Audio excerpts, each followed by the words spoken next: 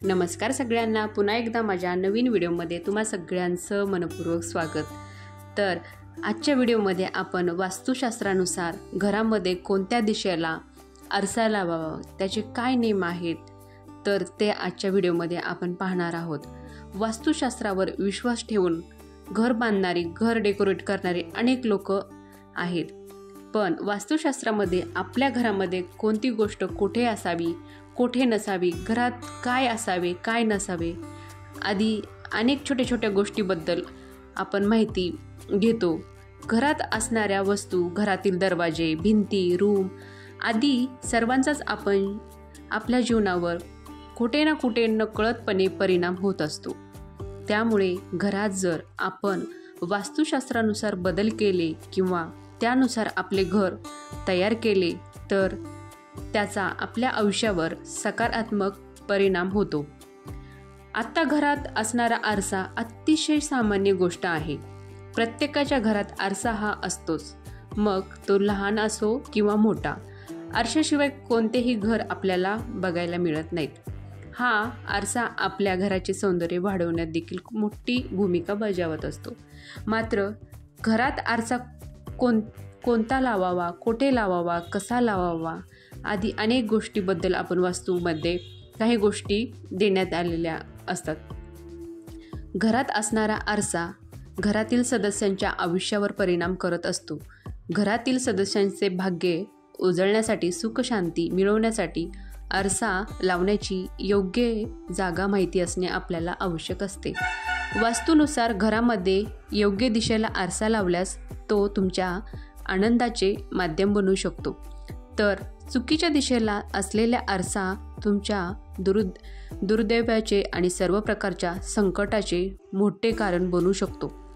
घरात आरसा लावताना कोणते वास्तुनियम आहेत ते आपण नेहमी लक्षात ठेवले पाहिजेत। आरसा नेहमी पूर्व किंवा उत्तर दिशेच्या भिंतीवर लावावा। आरसा अशा प्रकारे लावावा की पाहणाऱ्यांचे तोंड पूर्वेकडे किंवा उत्तरेकडे असेल। वास्तूनुसार घरामध्ये नेहमी आयताकृती, चौकोनी किंवा अष्टकोनी आरसा लावावा। जेव्हा तुम्ही बाथरूममध्ये आरसा लावाल तेव्हा तो बरोबर दारासमोर नसेल याची काळजी घ्या। वास्तूनुसार घरामध्ये टोकदार आकाराचे आरसे लावू नयेत। त्याचप्रमाणे जो आरसा तडकलेला किंवा अस्पष्ट असेल तो वापरू नये किंवा घरात ठेवू नये। वास्तूनुसार तुटलेला किंवा तडकलेला आरसा किंवा काच अशुभ असतो। वास्तूनुसार बेडरूममध्ये आरसा लावणे टाळावे। वास्तूनुसार जर पलंगाचे प्रतिबिंब बेडरूममध्ये लावलेल्या आरशात उमटत असेल तर तो दोष तयार होतो आणि त्यामुळे आपल्या जीवनात परस्पर विश्वास आणि सामंजस्य कमी होते।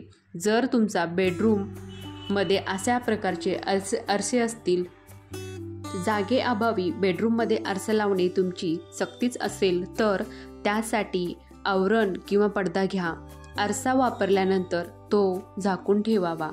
घराच्या दक्षिण आणि दक्षिण-पश्चिम नैऋत्य दिशेला आरसा लावू नये। आरसा हा पाण्याचा स्रोत असल्याने तो योग्य दिशेने लावणे आवश्यक आहे। दक्षिण किंवा पश्चिम भिंतीवर लावलेला आरसा विरुद्ध दिशेतून येणारी ऊर्जा प्रतिबिंब करतो। आरसा फरशीपासून कमीत कमी 4 ते 5 फूट उंचीवर लावावा। ड्रेसिंग टेबलला एक मोठा आरसा लावावा, परंतु ड्रेसिंग टेबल पलंगाच्या ठिकाणी समोर असू नये। तुम्ही झोपल्यानंतर आरशात तुम्ही दिसणार नाहीत अशा ठिकाणी आरसा लावावा। घरातील एखाद्या कोपऱ्यात दोष असल्यास त्या दिशेला आरसा लावू शकता। यामुळे त्या दिशेचा वास्तुदोष नष्ट होऊ शकतो। धूसर झालेल्या आरशाची काच ठेवू नये, ती ताबडतोब बदला। स्टोअर रूममध्ये आरसा लावू नये, मुख्य दरवाजावर आरसा लावू नये। तुम्हाला आजच्या व्हिडिओमध्ये माहिती कशी वाटली? तुम्ही पण अशाच प्रकारे वास्तूनुसार जर आरसा लावला तर तुमच्या घरामध्ये कधीच संपत्तीची कमी पडणार नाही आणि तुमचे व्यावहारिक जीवन सुखी आणि समृद्ध होईल। याप्रमाणे जर आरसे लावले तर नक्कीच तुमच्या जीवनामध्ये बदल झाल्याशिवाय राहणार नाही। तुम्हाला आजच्या व्हिडिओमध्ये माहिती कशी वाटली ते नक्कीच कमेंट करून सांगा। तोपर्यंत धन्यवाद।